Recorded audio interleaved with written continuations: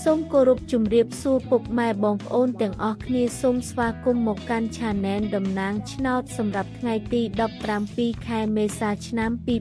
2026 Admin ក៏មានតម្រុយឆ្នោតពិសេសនិងលេខល្អៗសម្រាប់ចែកជូនពុកម៉ែបងប្អូនផ្សងសំណាងកំសាន្តប្រចាំថ្ងៃផងដែរជាដំបូងសូមពុកម៉ែបងប្អូនជួយចុច like និងជារូបសញ្ញាកន្ទឹងឲ្យ admin ម្នាក់មួយផងដើម្បីនឹងទទួលបានវីដេអូថ្មីៗនៅក្នុងទូរស័ព្ទដៃពុកម៉ែបងប្អូននិងមានភាពងាយស្រួលក្នុងការតាមដាននៅតម្រុយឆ្នោតយួនជារៀងរាល់ថ្ងៃផងដែរកុំឲ្យខាតពេលពុកម៉ែបងប្អូនយូរសូមពុកម៉ែបងប្អូនចូលមកតម្រុយយើងតែម្ដងសម្រាប់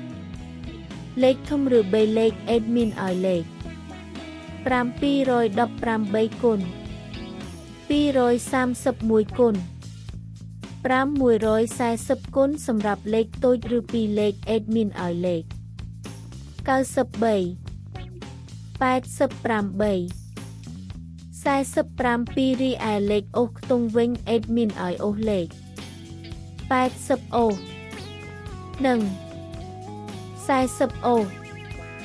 ផងដែរពេលពុកម៉ែបងប្អូនស្រឡាញ់និងចូលចិត្តលេខរបស់ admin ពុកម៉ែបងប្អូនអាចយកទៅផ្សងសំណាងបាននៅថ្ងៃនេះជាចុងក្រោយ admin សូមជូនពរឲ្យពុកម៉ែបងប្អូនទាំងអស់គ្នាហេងសំណាងល្អមានលាភមានជ័យនិងចូលរង្វាន់ធំទាំងអស់គ្នាជួបគ្នានៅថ្ងៃស្អែកបន្តទៀតសូមអរគុណ